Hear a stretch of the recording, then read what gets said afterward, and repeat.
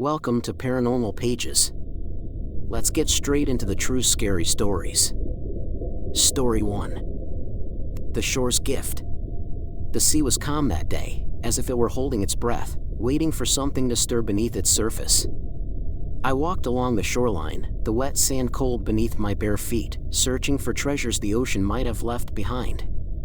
There was a certain tranquility in the rhythm of the waves, in the way the water lapped at the shore, retreating into the vastness of the unknown. I often came to the beach for solace, for a sense of peace that seemed to elude me in the rest of my life. But today, there was something different in the air, something I couldn't quite place.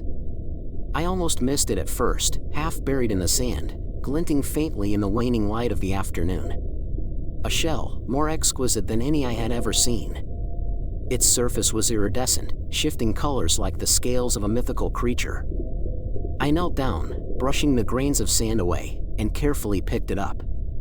It was warm, almost unnervingly so, as if it had been lying in the sun all day, though the sky was overcast and the breeze cool. The shell's curves were delicate, the kind that seemed to whisper ancient secrets of the deep. As I brought it closer to my ear, a childish curiosity taking hold, I anticipated the familiar sound of the ocean, that soothing echo that brings a sense of connection to something vast and eternal. Instead, the moment it touched my ear, a coldness spread through me, chilling my bones despite the warmth of the shell. The sound that emerged was not the gentle sigh of waves, but a whisper, faint, almost inaudible at first. I couldn't understand the words, but the tone sent a shiver down my spine. It was my voice. Only it was twisted, distorted, speaking in a tone filled with malice and fear. "What are you doing here?" it asked, as if someone had recorded my voice and played it back in slow motion, dripping with contempt. My heart raced, and I nearly dropped the shell in my panic. I pulled it away from my ear, staring at it as though it had betrayed me. But I couldn't resist the morbid curiosity that had taken hold of me, that gnawing need to understand what I had just heard. I brought it back to my ear, holding my breath. This time, the words were clearer, and what I heard made my blood run cold. The voice began recounting moments from my life, things I had locked away in the deepest recesses of my mind, memories I had buried because of the shame, the guilt, the fear. Every word it spoke was a direct assault on my sanity, each whisper unraveling a part of me that I had thought was safely hidden. And it kept going, relentless, as though it knew it had found the cracks in my armor and was determined to break me. Terror seized me as the shell revealed my darkest fears, fears I hadn't even admitted to myself. I felt exposed, vulnerable in a way that was almost unbearable. I tried to throw the shell away, but my hand wouldn't let go. It was as though the object had fused with my skin, becoming an extension of my own body. The whispers grew louder, more insistent, echoing in my mind even after I pulled the shell away. I clutched it in a desperate grip, my knuckles white, and sank to my knees on the damp sand. The world around me seemed to fade, the roar of the ocean silenced by the whispers that now filled my head completely. There was no escape from the words, from the fear that they conjured. And as I sat there, paralyzed by the horror that had taken root inside me, I realized something far more terrifying than the words themselves. The voice had changed. No longer was it simply a twisted version of my own. Now, it was something else entirely, something ancient and malevolent, something that had been waiting for me all along. Hey! Subscribe for more true scary stories. I don't know how long I sat there, knees digging into the cold, wet sand, staring blankly at the horizon as the sun dipped below the waves. It could have been minutes, or it could have been hours. The shell was still in my hand, its edges sharp enough to cut into my skin, but I didn't care. My thoughts were scattered, fear and confusion warring within me, yet the whispers persisted, crawling through my mind like a spreading rot.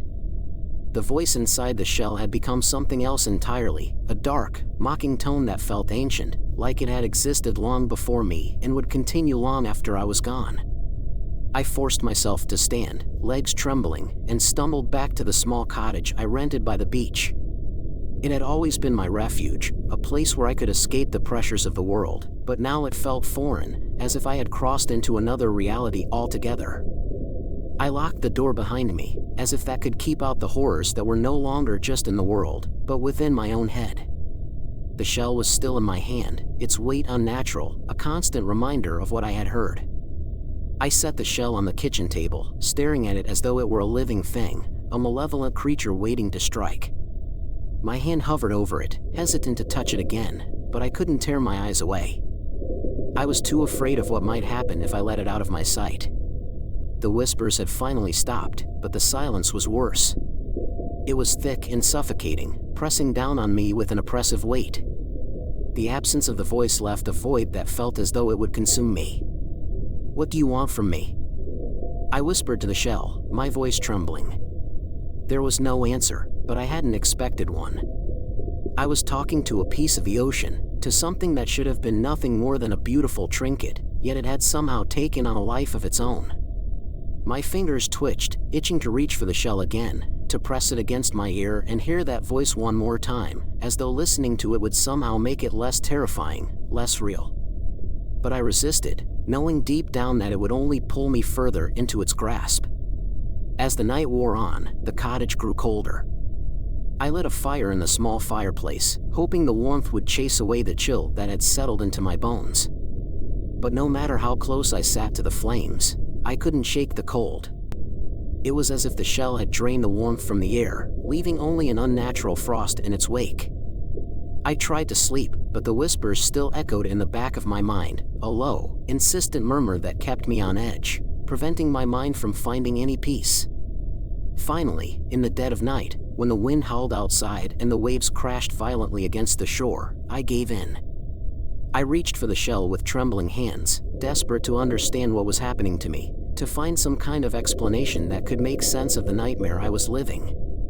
As soon as I pressed it to my ear, the whispers returned, louder than before, as if they had been waiting for me to break. The voice was no longer content to simply remind me of my fears. It was now demanding something from me, something I couldn't quite grasp. "Come to the water," it hissed, the words slithering into my mind like poison. "Come and see what waits beneath." I dropped the shell, backing away from the table in horror. The voice was no longer a part of the shell, it was everywhere, surrounding me, filling the room with a malevolent presence. I could feel it in the walls, in the very air I was breathing. It was as though the shell had opened a door, and now something had crossed over into my world, something that wanted to drag me back with it into the dark depths of the ocean. In that moment, I realized that this was no ordinary shell, no simple artifact of the sea. It was a conduit, a connection to something ancient and terrible, something that had been waiting for someone foolish enough to pick it up and listen. And I had done just that. The terror I felt was like nothing I had ever known, and as the whispers grew louder, I knew that it would never let me go. The next morning, the storm had passed, leaving the sky a dismal gray, as if the world itself had been drained of color. I hadn't slept, not really. The few moments I'd managed to close my eyes had been filled with nightmares, visions of dark waters pulling me under, of skeletal hands reaching out from the abyss, dragging me into a place where no light could ever reach. Each time I awoke, gasping for air, the whispers were there, seeping into my consciousness, refusing to let me rest. I couldn't stay in the cottage any longer. The walls seemed to close in around me, the air thick with an unseen presence that pressed down on my chest, making it hard to breathe. I needed to get out, to put as much distance between myself and that cursed shell as possible. But no matter how much I tried to convince myself, I couldn't leave it behind. I felt its pull, a sinister force that beckoned me back to the water's edge, where I had first found it. With trembling hands, I wrapped the shell in a towel and shoved it into my backpack, trying to ignore the way it seemed to pulse with a faint warmth, as if it were alive. The whispers had quieted, but I knew they were still there, lurking just beneath the surface, waiting for the right moment to strike. I could feel the weight of them in my mind, pressing against the barriers of my sanity, threatening to break through and drown me in their darkness. I walked aimlessly along the beach, the waves crashing against the shore with a violence that matched the turmoil inside me. The sky hung low, a thick blanket of clouds obscuring the sun, casting everything in a dull, oppressive light. There was no one else around, no tourists, no fishermen, not even a stray gull to break the eerie silence that had settled over the coastline. It was as if the world had been emptied, leaving me alone with my fears and the malevolent thing I carried with me. As I trudged along the shore, I couldn't shake the feeling that I was being watched. The hairs on the back of my neck stood on end, and I found myself glancing over my shoulder every few steps, expecting to see something, or someone, following me. But there was nothing, just the empty expanse of sand and the endless, churning sea. Yet the feeling persisted, a growing dread that gnawed at the edges of my consciousness, making my skin crawl. Finally, I reached the place where I had found the shell, the spot where my nightmare had begun. I stood there, staring out at the water, the waves clawing at the shore like some desperate creature trying to escape the depths. My hand moved to my backpack, unzipping it slowly, as though my body were moving on its own, driven by some unseen force. I pulled out the shell, feeling its unnatural warmth seep into my fingers, and held it up to the light. It gleamed with an otherworldly sheen, as though it had absorbed the darkness around it, becoming something more than just a shell, something dangerous. The whispers returned the moment I touched it, more insistent than ever, filling my mind with a cacophony of voices, each one more desperate, more hateful than the last. They spoke of the depths, of the horrors that lay beneath the waves, of a darkness that had no end. And through it all, one voice stood out, louder and more commanding than the rest, the voice that had first spoken to me, the one that had whispered my darkest fears in my own voice. "Come to me," it commanded, the words wrapping around my thoughts like a vice. "Come to the water." I couldn't resist. My feet moved of their own accord, carrying me closer to the edge, where the waves lapped at the shore with a frenzied hunger. The world around me seemed to blur, fading into nothingness as the water called to me, its voice a siren song that promised release, oblivion, and something else, a secret that lay hidden beneath the surface, waiting to be discovered. As I stepped into the icy water, the whispers grew louder, almost deafening, and I knew, in that moment, that there was no going back. The shell pulsed in my hand, as though it were alive, guiding me deeper into the sea, pulling me toward the source of the voice that had haunted me. And I followed, helpless against its pull, my thoughts no longer my own, my will drowned out by the malevolent presence that had taken hold of me. The water rose around me, cold and relentless, dragging me into its depths. And as the darkness closed in, I knew that I had crossed a threshold, that I was no longer just a man standing on the shore, but something else, something that belonged to the ocean, to the shadows that lurked beneath its surface, waiting to claim me. The water enveloped me, its icy fingers creeping up my legs, pulling me deeper with each step. I could feel the sand shifting beneath my feet, dragging me down as though the ocean itself was hungry for me. The shell in my hand seemed to pulse in time with my racing heart, guiding me forward, deeper into the cold embrace of the sea. The whispers had become a roar, 1,000 voices screaming inside my head, each one more frantic than the last. They told me to surrender, to give in to the pull of the abyss, to embrace the darkness that awaited me below.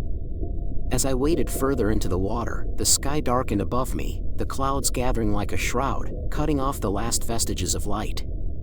The horizon blurred, the line between sea and sky vanishing until there was nothing but the vast, consuming blackness. I was alone, surrounded by the cold, and yet I could feel something watching me, waiting just beneath the surface. It was as though the ocean itself had come alive, a sentient force with its own malevolent will. "Come closer," the voice whispered, more clearly now, as though it were speaking directly into my ear. "You're almost there." I tried to resist, to turn back, but my body wouldn't obey. The pull was too strong, too overwhelming. The water reached my chest, and with it came a bone-chilling cold that seeped into my very soul, numbing me to everything but the voice. The waves lapped at my shoulders, and still, I moved forward, deeper and deeper into the abyss. The world above the water was gone now, replaced by the swirling darkness that seemed to press in from all sides, suffocating, inescapable. The moment the water closed over my head, the silence was absolute. The whispers ceased, replaced by a profound stillness that was somehow more terrifying. I was floating, suspended in the cold, black water, completely alone. My lungs burned, the urge to breathe overwhelming, but I held on, resisting the instinct to gulp in the icy seawater. I knew, deep down, that if I did, I would be lost forever. And then, through the darkness, I saw it, a faint, pulsing light, deep below me. It was weak at first, barely noticeable, but it grew brighter, more intense, as if something was drawing nearer, coming up from the depths to meet me. My heart pounded in my chest, and I felt the shell vibrate in my hand, as though it were resonating with the light. The pull became stronger, an irresistible force dragging me down, deeper into the unknown. I couldn't fight it. The darkness closed in around me, the light growing brighter and brighter until it was all I could see. And then, with a suddenness that took my breath away, I broke through the surface, not of the ocean, but of something else, something far more alien and terrifying. I found myself in a vast, underwater cavern, the walls pulsing with an unnatural light, casting eerie shadows that danced like ghosts in the water. The air, or whatever passed for air in this place, was thick, suffocating, filled with the same whispers that had haunted me since I first touched the shell. They echoed off the walls, a cacophony of voices that made my head throb with pain. And then I saw it, the source of the light, the thing that had been calling to me, that had whispered my darkest fears in my own voice. It was massive, an ancient, twisted creature that defied all reason and understanding. Its body was a writhing mass of tendrils and eyes, glowing with a sickly, unnatural light that pulsed in time with the shell in my hand. It was watching me, all of its eyes focused on me, and I knew, in that moment, that it had been waiting for me all along. "Welcome," the voice said, no longer a whisper but a deafening roar that filled my mind, driving out all other thoughts. "You belong to me now." I wanted to scream, to run, but there was nowhere to go. The creature's tendrils reached out, wrapping around me, pulling me closer, until I was staring into the depths of its many eyes, seeing my own reflection twisted and distorted in their sickly glow. The shell in my hand cracked, its surface shattering as though it had served its purpose. And as the last piece of it fell away, I felt the creature's presence invade my mind completely, consuming me, drowning me in the darkness of the abyss. In that final moment, as the last of my will was stripped away, I realized the terrible truth: the whispers had never been about my fears. They had been about what I had always been destined to become. And now, in the cold, dark embrace of the abyss, I knew that there was no escape. The darkness swallowed me whole. Hey! Subscribe for more true scary stories. Story 2. The Vanishing in the Canvas. When my sister Claire and I first saw the painting, we were puzzled by its sudden appearance in our inherited estate. It was an old thing, framed in dark, intricately carved wood that spoke of another time. The canvas depicted a serene rural landscape, a quaint cottage nestled between two towering oaks, a dirt path winding its way through a field of wildflowers, and a small family, mother, father, and child, standing near a well. It seemed out of place in our modern world, but something about it felt familiar. Perhaps it was the way the afternoon light caught the golden fields, or how the shadows played among the trees, but it had an unsettling quality that made it difficult to look away. As days passed, we couldn't shake the feeling that there was something off about the painting. At first, it was subtle, a sense that the shadows had deepened or the sky had grown a shade darker. It wasn't until a week later that Claire pointed out the first real change. "Wasn't there a bird perched on the cottage roof?" she asked, her brow furrowed as she peered closely at the canvas. I stared at it, trying to recall, but couldn't be sure. The roof was now bare, with no sign of any bird. We brushed it off as a trick of memory, but the unease lingered. 2 days later, Claire came running to me, her face pale. The child is gone," she whispered, her voice trembling. I followed her to the parlor where the painting hung, and my heart skipped a beat. She was right. Where once there had been a small figure playing near the well, there was now only an empty patch of grass. We searched for any sign of damage or tampering, but the canvas was intact. The painting seemed unchanged, yet undeniably different. The realization that the scene was shifting on its own sent a chill down my spine. That night, I dreamed of the painting. The colors were dull and faded, and the air around it was thick with the smell of damp earth and decaying leaves. I saw the family again, mother, father, and child, but they were no longer still. They moved slowly, their faces void of emotion, as if sleepwalking. The mother reached out, her hand brushing the surface of the well before her image flickered and vanished, leaving behind only the father and child. I awoke in a cold sweat, my heart racing, the image of her empty space seared into my mind. The next morning, the mother was indeed gone from the painting, just as in my dream. Only the father remained, standing forlornly by the well. Claire and I stared at the canvas, dread settling in our bones. "What does it mean?" she asked, her voice barely a whisper. I had no answers. All I knew was that the painting was not just a piece of art, it was something far more sinister. The quaint rural scene was a trap, a prison for those who once lived within it, and now, one by one, they were being erased from existence. As the sun set that evening, casting long shadows across the room, I felt an overwhelming sense of dread. Whatever was happening inside that painting, it wasn't over. And somehow, I knew that the disappearance of the figures was only the beginning. The days following the disappearance of the mother were suffused with a growing, oppressive tension. Claire and I took turns keeping watch over the painting, though what we expected to see, neither of us could articulate. We hoped, perhaps foolishly, that the figures would return, that everything would revert to the tranquil scene that once was. But each time we looked, the canvas only grew more ominous, more unsettling. The father was next. One moment, he stood alone by the well, his posture stiff and unnervingly lifelike. The next, he was gone, leaving nothing but the barren landscape and the lonely well. The absence of his figure hit us harder than I could have anticipated. It was as if the very air in the room had been sucked out, leaving behind a suffocating void. "This can't be real," Claire muttered, pacing back and forth, her eyes wild with a mix of fear and disbelief. "Paintings don't just change. People don't just disappear."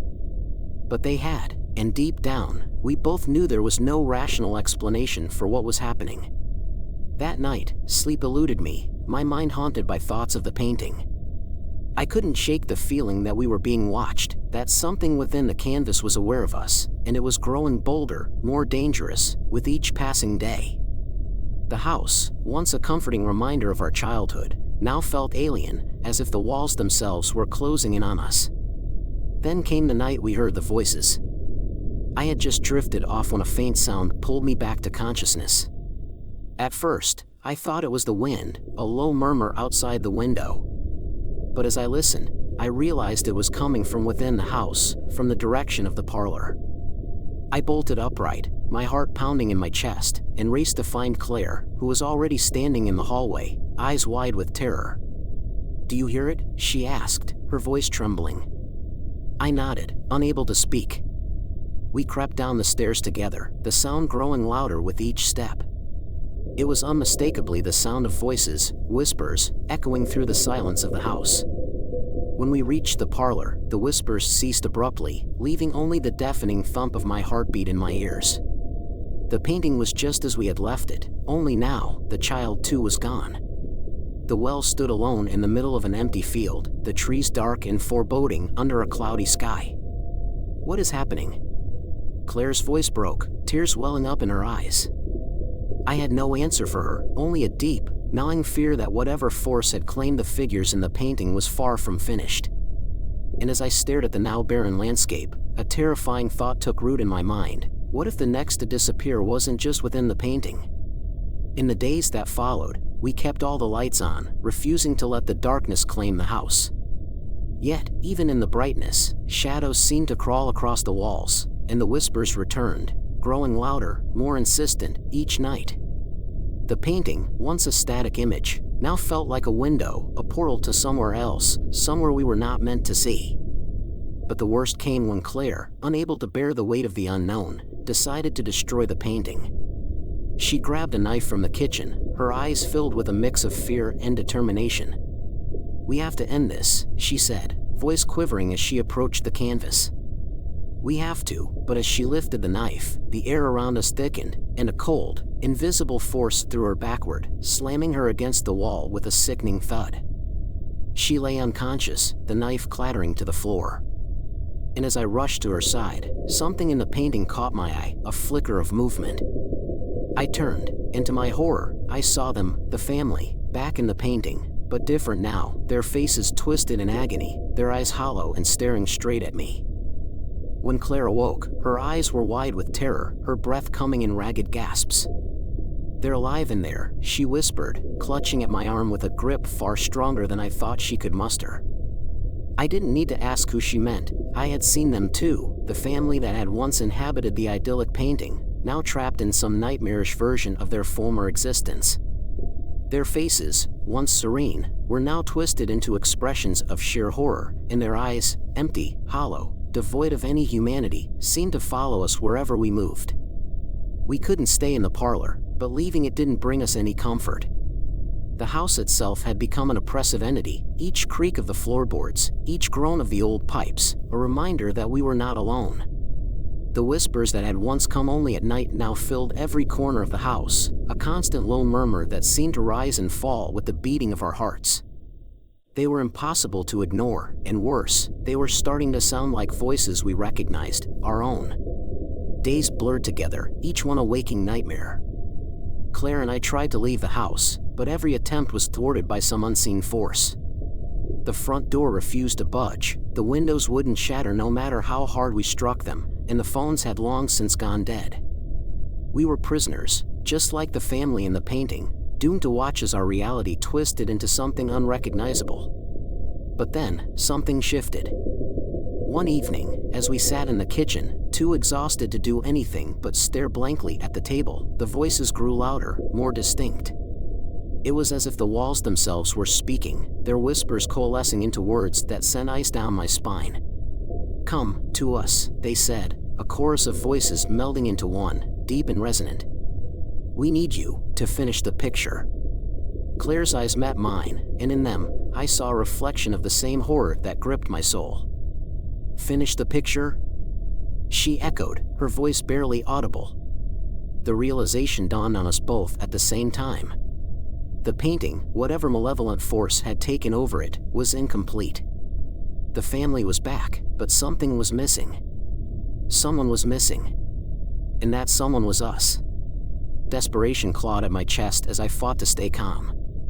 "We have to destroy it," I insisted, but even as the words left my mouth, I knew it was futile. We had already tried, and the house had made its intentions clear. We weren't just dealing with a haunted object, we were dealing with something far more powerful, something that wouldn't rest until it had claimed us completely. That night, I dreamed again, but this time, the dream was not just mine. Claire and I shared it, our minds connected by the same terrifying vision. We were standing in the field from the painting, the well looming large before us, its dark waters reflecting the stormy sky above. The family was there too, their twisted forms moving slowly towards us, arms outstretched, as if beckoning us to join them. I could feel the pull, the irresistible force drawing us closer, closer to the well, to the abyss that awaited us. I woke with a start, my body drenched in sweat, and I knew what had to be done. "We have to go into the painting," I said, my voice shaking with fear. Claire stared at me, her face pale, but she didn't argue. We both knew there was no other way. Whatever force was at work, it wouldn't stop until it had us, and the only way to end this nightmare was to confront it head-on. With trembling hands, we approached the painting. It had changed again. The family was no longer in the field, they were gone, vanished into the darkness of the well. The trees bent unnaturally toward the center, as if the whole world within the painting was being drawn into that one focal point. I reached out, my fingers brushing the cold surface of the canvas, and for a moment, I felt nothing but the rough texture of the paint. Then, with a sudden jolt, the world spun around me, and everything went black. When I opened my eyes, Claire and I were no longer in the house. We were in the painting, standing on the edge of that desolate field, the well yawning before us like a mouth ready to swallow us whole. And somewhere, in the shadows of the trees, I could hear them, the hollow ones, calling us to join them in the darkness. The moment we found ourselves within the painting, the air felt different, thicker, colder, and imbued with a sense of dread that clawed at my insides. The world around us was muted, as if we were standing in a faded photograph. The field stretched out in every direction, its once vibrant wildflowers now wilted and gray. The sky above us was a swirling mass of dark clouds, and the well, at the center of it all, seemed impossibly large, a gaping wound in the earth. Claire was by my side, her hand trembling as she gripped mine. "What now?" she whispered, her voice barely audible over the howling wind. I had no answer. All I knew was that we couldn't stay here, out in the open. The trees that had once framed the scene were now twisted and gnarled, their branches reaching out like skeletal fingers, and I could sense that someone, was watching us from the shadows. As we moved toward the well, the whispers returned, louder than ever, and with them came the unmistakable feeling that we were being drawn closer to something malevolent. The ground beneath our feet felt unsteady, as if we were walking on the edge of a precipice, and every step we took seemed to bring us closer to the inevitable. The figures that had once inhabited the painting were nowhere to be seen, but their presence lingered in the air, heavy and suffocating. We reached the well, and as I peered into its depths, a sense of vertigo washed over me. The darkness within seemed to stretch on forever, a bottomless void that threatened to swallow us whole. But it wasn't just the darkness that unnerved me, it was what lay within it. Deep down, at the edge of my perception, I could see them, the family, staring back at me with those hollow, lifeless eyes. They were trapped, suspended in the void, their bodies twisted and contorted in unnatural ways, as if they had been consumed by the very darkness that now held them. Claire gasped, her grip on my hand tightening as she saw what I saw. "We can't stay here," she said, her voice filled with panic. But as we turned to leave, the ground beneath us shifted, and suddenly, the well wasn't just in front of us, it was all around us. The field, the trees, the sky, all of it was collapsing into the well, pulling us down with it. We tried to run, but it was no use. The darkness was relentless, dragging us closer and closer to the void. Just as the last sliver of light began to fade, I heard the whispers again, clearer now, and full of malice.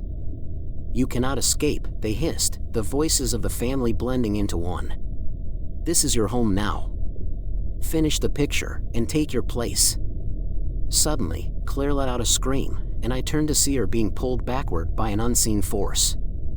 Her feet skidded across the dirt, her fingers clawing at the ground in a desperate attempt to hold on. "No!" I shouted, rushing to grab her, but the force was too strong. As I reached out, I felt it too, a cold, unyielding grip that wrapped around my ankle, dragging me toward the well. I fought with every ounce of strength I had, but it was no use. The darkness was closing in, and there was nothing I could do to stop it. Then, just as all seemed lost, I felt a sharp pain in my hand, a knife. Claire had passed it to me, her eyes wide with fear and desperation. "Cut the canvas," she screamed. "It's the only way out." With the last of my strength, I brought the knife down onto the ground beneath me, slicing through the fabric of the world around us. The air rippled, the ground trembled, and for a moment, the whispers ceased, replaced by a deafening silence. The darkness recoiled, as if wounded, and I could feel the grip on my ankle loosen. But as I looked up, I saw Claire slipping away, her body dissolving into the shadows. "No!" I cried, lunging forward, but she was already gone, lost to the void. And then, everything went black. When I awoke, I was back in the parlor, the knife still clutched in my hand. The painting hung on the wall, unchanged, its surface smooth and unmarred. The field was empty, the well still and silent, and there was no sign of the family, or of Claire.